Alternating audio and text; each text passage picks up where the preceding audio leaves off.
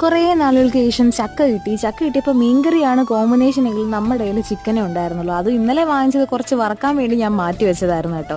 എന്തായാലും അതെടുത്ത് തട്ടിക്കൂട്ടി ഒരു കറിയാക്കാന്ന് വിചാരിച്ചു. അപ്പോൾ അടുപ്പത്തിരുന്ന് ചിക്കൻ ആവുന്ന സമയം കൊണ്ട് ഞാൻ ചക്ക എടുത്ത് അരിഞ്ഞ് വിറക്കി കഴുകി ദേ കലത്തിനകത്തോട്ടാക്കി. ആ സമയം കൊണ്ട് നമ്മുടെ ചിക്കൻ കറി അടുപ്പത്തിരുന്നായിട്ടുണ്ടായിരുന്നു. തൽക്കാലത്തിന് അത് അങ്ങോട്ട് മാറ്റി വെച്ചു. എന്നിട്ട് നമ്മുടെ ചക്ക എടുത്ത് അടുപ്പത്തോട്ട് വെച്ചു. ശേഷം അതിന്റെ അരപ്പിന് വേണ്ടിയിട്ട് കെട്ടിയനെ കൊണ്ട് തേങ്ങ ചിരകിപ്പിച്ച് പിന്നെ ആ തേങ്ങ എടുത്ത് ജാറിലിട്ടു. പിന്നെ കുറച്ചധികം കറിവേപ്പില ഞാൻ ചേർക്കുന്നുണ്ട്. കാരണം കറിവേപ്പിലയുടെ അളവ് കൂടുന്തോറും ചക്കയുടെ രുചിയും കൂടും. അതുകൊണ്ടാണ് കറിവേപ്പില തോനെ ഇടുന്നത്. അപ്പൊ നിങ്ങളും ഈ രീതിയിൽ ഒന്ന് ട്രൈ ചെയ്ത് നോക്കുക. അതെല്ലാം നിങ്ങളും എന്നെ പോലെ തന്നെ ചെയ്യുമെങ്കിൽ അതുകൂടി ഒന്ന് കമന്റ് ചെയ്തേക്കണേ. എന്തായാലും ഒരു പച്ചമുളകും ബാക്കി ചേർക്കേണ്ട പൊടികളെല്ലാം ചേർത്തതിന് ശേഷം അരപ്പ് സെറ്റാക്കി ചക്കയ്ക്കകത്തോട്ട് ഒഴിച്ചു കൊടുത്തു. എന്നിട്ട് കുറെ നേരം കഴിഞ്ഞപ്പോഴത്തേനും നമ്മുടെ ചക്ക വെന്ത് കിട്ടിയ ചക്കയും അതിന് മുകളിലായിട്ട് ചിക്കൻ കറിയും കൂടെ ഒഴിച്ചപ്പോഴത്തേനും ആഹാ വല്ലാത്തൊരു മനസ്സുഖമായിരുന്നു. പിന്നെ എപ്പോഴത്തെയും പോലെ തന്നെ ഞാൻ തന്നെയാണ് ഇത് ടെസ്റ്റ് ചെയ്ത് നോക്കിയത്. അപ്പൊ എനിക്ക് ഒരുപാട് ഇഷ്ടമായി. ചിക്കന്റെ അളവ് കുറവായതുകൊണ്ട് തന്നെ ഉള്ളിയുടെയും കിഴങ്ങിന്റെ അളവ് വളരെ കൂടുതലായിരുന്നു കേട്ടോ. അപ്പൊ ഇന്നത്തെ വീഡിയോ ബൈ.